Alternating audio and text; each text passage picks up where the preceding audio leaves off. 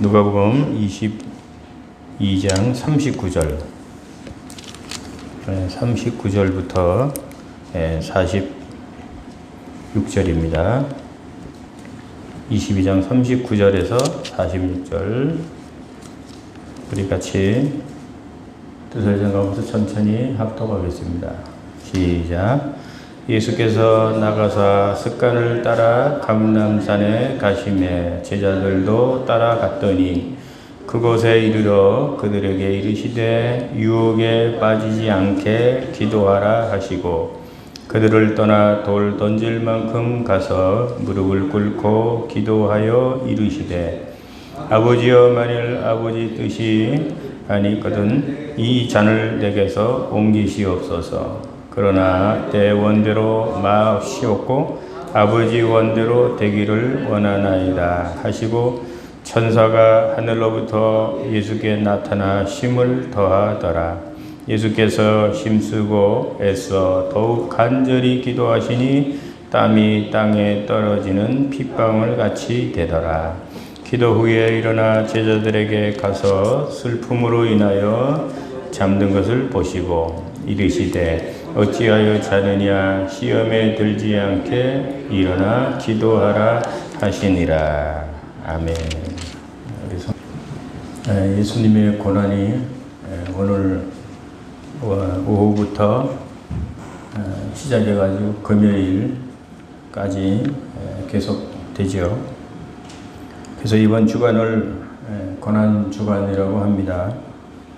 기독교 입장에서 보면 1년 중에 가장 경건하고 또 엄숙하며 또 장엄하고 그리고 가장 의미가 있는 그런 한 주간이 되겠습니다.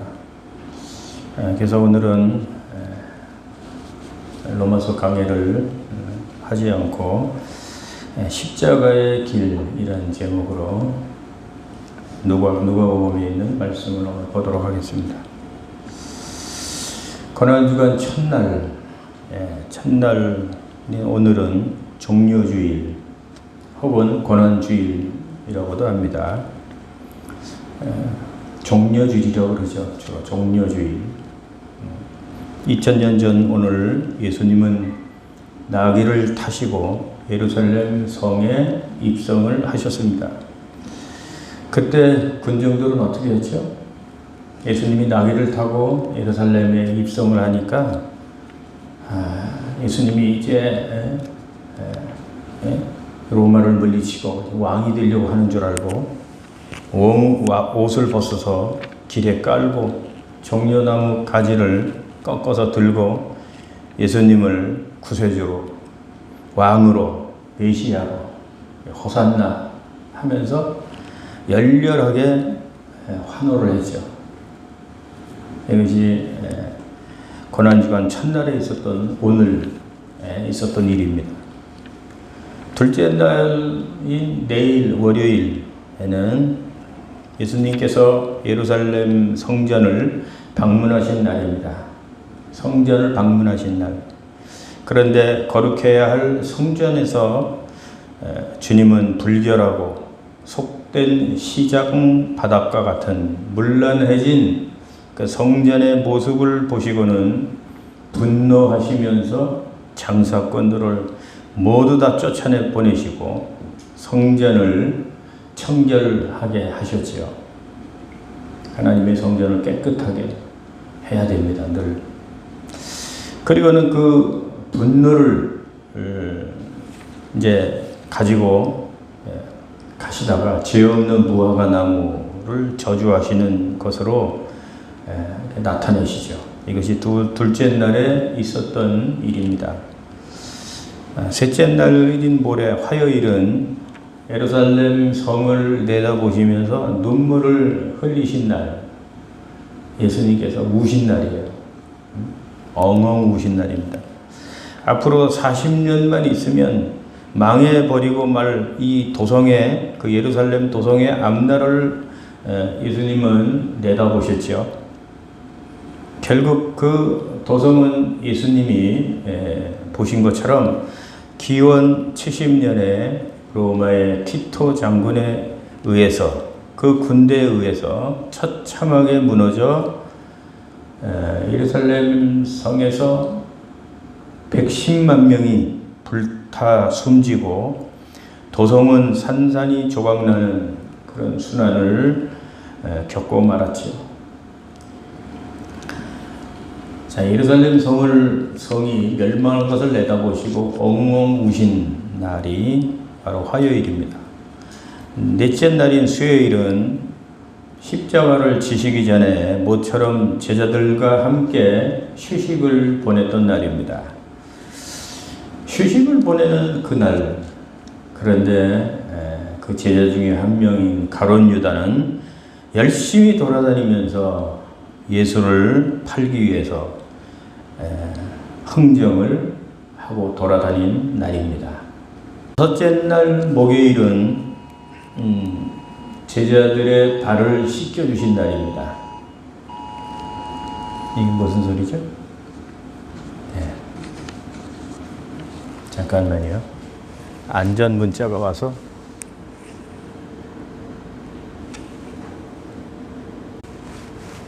예배를 드리는데 안전 문자가 왔네요. 자, 목요일은 제자들의 발을 씻겨주신 날입니다. 그래서 이 날을 세족 목요일이라고도 합니다. 때가 얼마 남지 않은 것을 아시고는 제자들을 사랑하시되, 예수님이 제자들을 마음껏 사랑하신 날입니다. 그리고 제자들의 발을 씻겨주시는 제자들과 함께 씻겨주신 후에 제자들과 함께 최후의 만찬을 하셨죠. 그리고 난 후에 주님은 제자들을 이끌고 겟세마네 동산으로 기도하러 올라가신 날입니다. 여섯째 날 금요일이죠. 이날은 고난주간의 절정입니다. 이날이 예수님이 고난을 당하신 날이죠. 이날 예수님은 금요일날 체포가 되었어요. 가야바 법정에 가서 신문을 당하시고, 또 빌라도에게 가서 신문을 당하시고, 마침내 군중들에게 맡겨져서 가시관을 쓰시고 붉은 제수복을 입으시고 십자가를 지시고 골고다까지 올라가서 거기에서 십자가에 달려 돌아가셨습니다.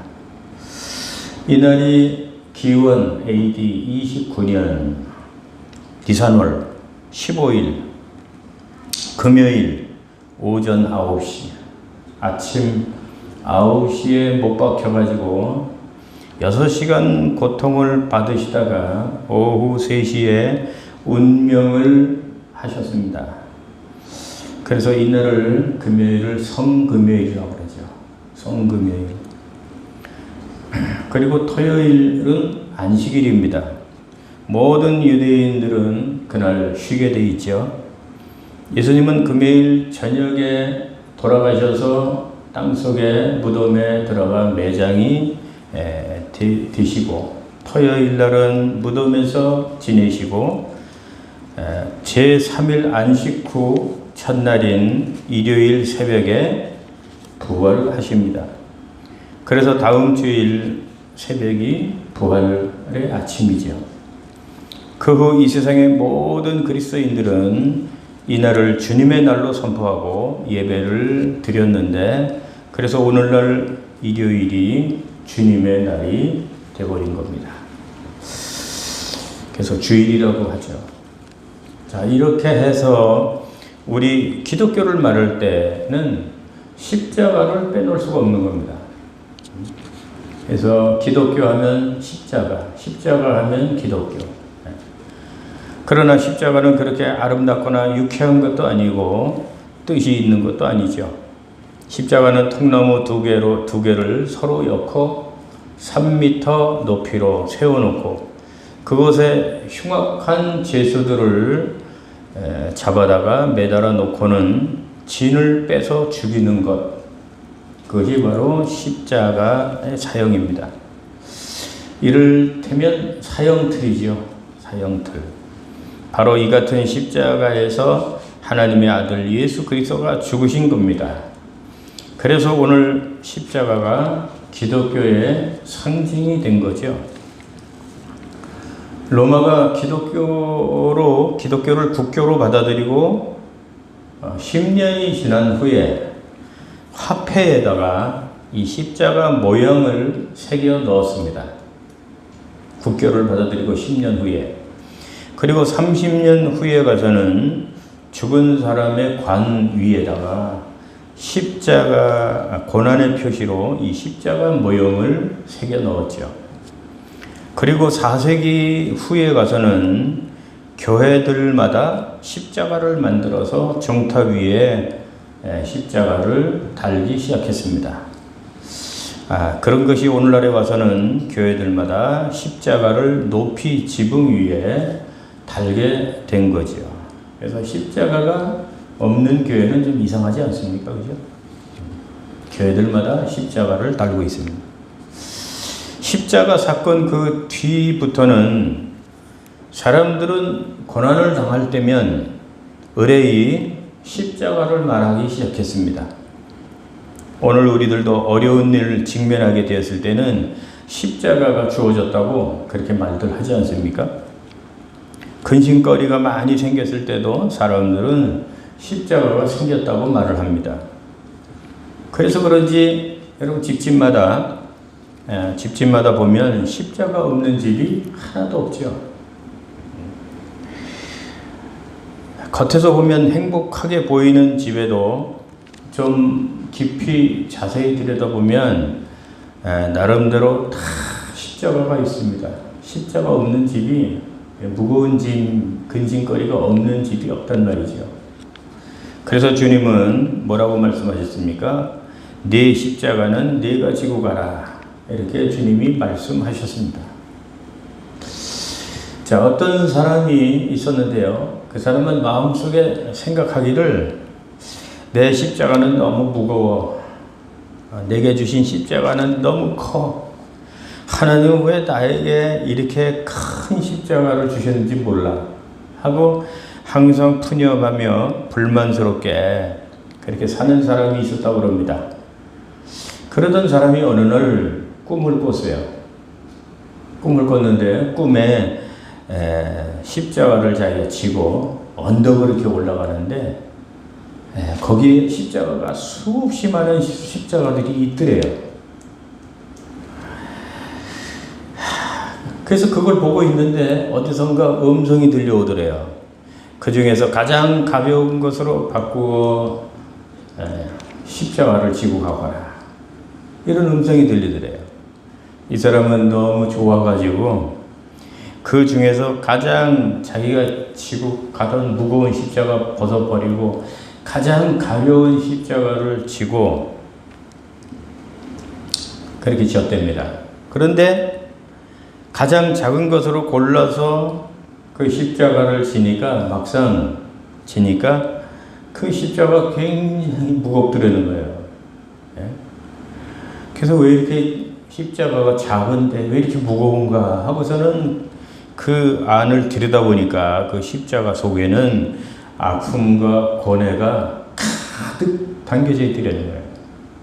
그래서 그 사람은 다른 것으로 골랐습니다. 그걸 버리고 이번에는 장미꽃으로 장식해 놓은 아름다운 십자가를 골랐다. 이 꽃으로 만든 십자가 얼마나 이쁘겠어요? 그래서 그걸로 이제 골라가지고 그 십자가를 졌는데 그 꽃으로 장식된 이쁜 십자가가 지기 시작하자마자 자기 몸을 찔러대기 시작하는데 견딜 수가 없더라는 거예요. 그래서 그 꽃 십자가 안을 들여다보니까 그 꽃 십자가 안에는 각종 한성과 질고, 질고가 가득하게 있더래요. 그래서 이 사람이 다시 고른 것이 지금까지 자기가 지고 가다가 무겁다고 집어던진 그 옛날의 십자가를 다시 짊어졌답니다. 그랬더니 어디선가 또 음성이 들려오더래요. 아니 그것은 네가 무겁다고 아까 던져버린 그 십자가가 아니냐? 네 그렇습니다. 아무래도 이것이 저에게는 가장 가벼운 것 같습니다. 그리고 나서 그 사람이 그 옛날에 졌던 자기 십자가를 다시 지니까 그렇게 그 십자가가 가볍게 느껴지더래요. 여러분, 얼핏 보면 사람들은 모두 십자가가 없는 것처럼 보입니다. 있어도 모두 남의 십자가 다 가볍게 보이죠. 내게만 제일 무거운 십자가가 주어진 것처럼 생각이 될 때가 많습니다. 하지만 여러분, 이 세상에 십자가 없는 사람이 어디 있겠습니까? 그래서 누구나 십자가 다 있다 이거죠. 예수님도 십자가가 있고, 저는 제가 짊어지고 갈 십자가가 있고, 여러분들은 여러분들이 지고 가야 할 십자가가 있습니다. 자기 십자가는 자기가 져야지 누가 지어줄 수가 없는 거죠. 오늘 본문 속에 예수님의 모습을 한번 보십시오. 지금 예수님은 지금 어디에 서 있습니까? 십자가를 지기 위해서 겟세마네 동산 위에 지금 서 있습니다. 오늘 밤이 지나면, 날이 밝으면 한 제자의 배신으로 예수님은 체포될 것이죠. 지금 산 아래는 누가 지키고 있습니까? 산 아래는 군인들이 지키고 있습니다. 이제 날이 밝으면 금요일, 십자가에서 예수님은 피를 흘리면서 죽어야 합니다. 이 십자가는 누가 대신 져줄 수가 없지요. 져줄 일도 아닙니다. 어떻게 면할 도리가 없지요. 그래서 예수님은 그 절박한 시간, 너무 괴로워서 몸부림치면서 겟세마네 동산에서 지금 기도를 하고 있는 겁니다. 혼자서는 너무나 고독해서 제자들에게 좀 기도 좀 해달라, 나를 위해서 좀 기도를 해달라, 그렇게까지 부탁을 하지 않습니까? 얼마나 예수님에게는 외로운 시간이었겠습니까? 그런데도 제자들은 예수님의 심정을 모르고 어떡하지요? 예수님은 죽게 되었는데, 그래서 기도 부탁을 그렇게 하셨는데도 불구하고 제자들은 콜콜 잠만 잡니다. 정말 제자들이 철이 없지요. 철이 없어요. 이 같은 모습들이 예수님을 더욱 고독하고 힘들게 했습니다. 제자 하나는 배반을 했지요. 기도를 부탁한 세 제자는 콜콜 잠만 자지요. 호산나 하면서 열광하던 그 군중들은 내일이면 폭도로 변해서 예수님을 죽이려고 달려들 것입니다. 그리고 지금 그 운명의 시간은 점점 다가오고 있고, 외롭고 고독하고 쓸쓸한 밤, 이것이 바로 예수님의 겟세마네 밤이었습니다. 그래서 예수님은 지금 심각하게 기도하고 있지 않습니까? 오늘 본문에 보면 어느 주석가는 그때 예수님이 바위를 부여잡고 기도했다고 그렇게 말을 했습니다. 성경은 뭐라고 말을 합니까? 그때 이마에서 땀이 흐르는데 핏방울 같았다고, 땀방울이 핏방울 같았다고 그렇게 기록하고 있습니다. 2세기의 교부였던 저스틴과 이레네우스는 문자 그대로 땀방울이 핏방울 같았던 것이 아니라 실제로 핏방울이었다, 그렇게 해석을 했습니다. 이것이 십자가 앞에 서 있는 예수님의 모습이죠. 여러분, 이것이 누구를 위한 고난이겠습니까? 하나님의 아들이 왜 이 같은 고난을 받아야만 했을까요? 밤새 기도하고 하산하실 때 산 밑에는 군중들이 지키고 있었습니다. 그들에게 결국은 체포를 당했죠. 체포당한 예수님은 빌라도 앞에 가서 신문을 받으시고 죄수의 몸이 되어 사형 선고를 받습니다. 강도요, 살인자요, 방화범인 바라바는 석방이 되고 병자들을 고쳐주고 배고픈 자를 먹이시고 소경의 눈을 뜨게 하시고 문둥병자를 깨끗하게 하시고 앉은 뱅이를 일어나게 하시고 죽은 자를 살려주신 예수님은 십자가에서 죽어야만 했습니다. 참 세상이 이렇게 참 공평치가 못합니다. 그죠? 예나 지금이나 이 정치적인 죽음은 이렇게 해서 죽지요. 그래서 정치적인 죽음은 항상 억울한 죽음입니다. 자, 그런데 보십시오. 그렇다면 억울한 죽음을 당하는 예수님의 죽음을 군중들만큼은 막아줬어야 하지 않았습니까? 군중들 속에 군중들 가운데 단 몇 사람이라도 그 시대를 옳게 분별하고 직시해서 억울한 죽음을 당하는 약자 예수님을 보호하는데 그 군중들을 이끌어야 하지 않습니까? 그런데 군중들은 어땠나요? 억울하게 죽음을 당하는 예수를 보면서도 누구 하나 나서는 이가 없고 어떻게 된 영문인지 모두가 그 입으로 살인범 바라바를 석방하고 대신 예수를 십자가에 못 박으라고 소리를 지르고 있었습니다. 정말로 무지한 군중들, 비겁한 군중들, 정말 못돼먹은 군중들이죠. 정치에 이골이 난 빌라도가 그 순간을 놓칠 리가 없습니다. 그래서 군중들에게 한 말이 뭡니까? 그 죗값을 너희가 받아라. 그 순간을 놓치지 않고 이 빌라도가 이 죗값을 너희가 받아라. 그러니까 그 우매한 군중들이 뭐라고 화답을 합니까? 이 핏값을 우리와 우리 자손의 머리로 돌리소서. 그러죠? 여러분 그 말 때문에 유대인들이 그 말을 해놓고 그 핏값을 여러분 얼마나 혹독하게 받았는지 잘 아시죠? 이 예수님을 죽인 그 핏값을 우리와 우리 자손들의 머리로 돌리십시오. 그렇게 말한 것 때문에 당시 인구 1000만 명이었답니다. 유대인 인구가 당시 1000만 명인데 히틀러한테 600만 명이 학살을 당하지 않습니까? 600만 명이 학살을 당하고 나머지 그리고 나라를 잃고 전 세계로 유리방황하는 그런 안타까운 민족이 됐잖아요. 자, 그러면 군중들이 왜 그렇게까지 우매했을까요? 군중들이 우매한 것에 대하여 마가복음 5장에 15장에 보면요. 대제사장들이 무리를 충동해서 바라바를 석방하고 예수를 십자가에 못 박으라고 백성들을 권고했다고 그렇게 기록하고 있습니다.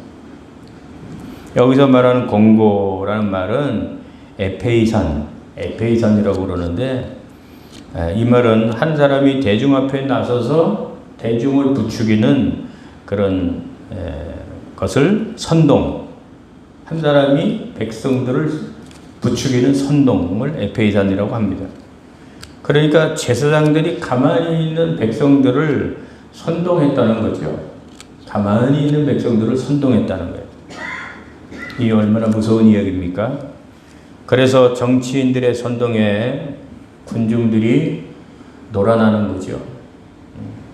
그래서 어떤 정치학자는 말하기를 군중은 우매한 무리들이다. 군중을 잘 이용만 하면 천부의 독재자가 될 수 있다라고 말을 했습니다. 자, 그렇게 해서 예수님은 끝내 십자가에서 돌아가신 겁니다. 결국 십자가에 달리신 예수님은 그 십자가에서 어떻게 하셨습니까? 절규를 하죠. 엘리 엘리 라마 사박다니 무슨 뜻입니까? 나의 하나님 어찌하여 나를 버리시나이까? 십자가에서 돌아가시면서 절규를 하는 거예요. 엘리 엘리 라마 사박다니 나의 하나님 어찌하여 나를 버리시나이까? 그렇게 예수님은 절규하지만 정작 인자하시던 하나님은 어디서 무엇을 하시는지 이런 방구의 말씀이 없습니다. 위로의 말씀 한마디가 없지요. 그때 하나님의 심정은 어떨 것이며 또 지금 어디에 계시는지 말씀 한마디가 없으십니다. 하나님은 끝내 절규하는 독생자를 외면하신 거죠. 자, 그럼 하나님이 사랑이 많으신 그 하나님이 왜 예수님의 절규를 듣지 아니하시고 외면하셨을까요? 그것은 단 하나, 이 세상을 구원하시려는 하나님의 뜻 때문이지 않습니까? 다시 말해서 나 같은 죄인을 사하시고 구원하시기 위해서 하나님은 자기 아들의 절규를 외면하신 겁니다. 그래서 일본의 지다구라라는 신학자는 십자가 속에 들어있는 이 같은 하나님의 고뇌하시는 아픔을 모르는 사람은 함부로 십자가란 말을 입에 담아서는 안 된다라고 말을 했습니다. 여러분, 이것이 바로 주님이 걸어가신 십자가의 길이죠. 여러분, 말씀을 마치도록 하겠습니다. 여러분, 오늘 이 고난주간을 앞에 놓고 정료주일 아침에 우리는 겟세마네 동산에서 피땀 흘리며 기도하시는 주님의 안타까운 모습을 생각할 수 있어야 합니다. 그리고 십자가 위에서 죽어가며 부르짖는 고뇌 찬 절규의 소리도 우리는 들을 수 있어야죠. 또한 독생자의 절규하는 소리를 들으면서도 끝내 세상 구원을 위해서 아들을 포기하시는 그 하나님의 저미는 아픈 마음도 우리는 헤아릴 수 있어야 합니다. 여러분 눈에는 과연 날 위해 십자가에서 돌아가신 그 예수님의 고통이 이 시간에 눈에 보이는지요? 그 갈보리 십자가에서 쾅쾅쾅 하고 못 박히시는 그 망치 소리가 여러분 귀에 들리십니까? 엘리 엘리 라마 사박다니 나의 하나님 어찌하여 나를 버리셨나이까 하고 절규하며 부르짖는 소리와 그것을 외면하는 하나님의 그 아픈 마음이 여러분 연상이 되십니까? 모쪼록 우리가 코로나 때문에 힘들고 나라가 어수선하고 정치적으로도 혼란하지만 고난주간을 맞아서 십자가를 자기 사명인 십자가를 지고 십자가의 길을 묵묵히 걸어가신 끝내 십자가에서 돌아가셨지만 그것이 주님이 가는 길이었지 않습니까? 자기가 죽는 걸 알면서도 그 고통과 괴로움 속에서도 끝까지 묵묵히 자기가 그 십자가를 지고 가야만 우리 하나님의 백성들이 살아날 수 있기 때문에 많은 사람들이 구원받을 수 있기 때문에 그 길을 십자가의 길을 끝까지 지고 가신 그 주님을 깊이 생각하면서 고난주간을 경건하게 보낼 수 있는 한 주가 되시기를 주의 이름으로 축원합니다. 축원합니다.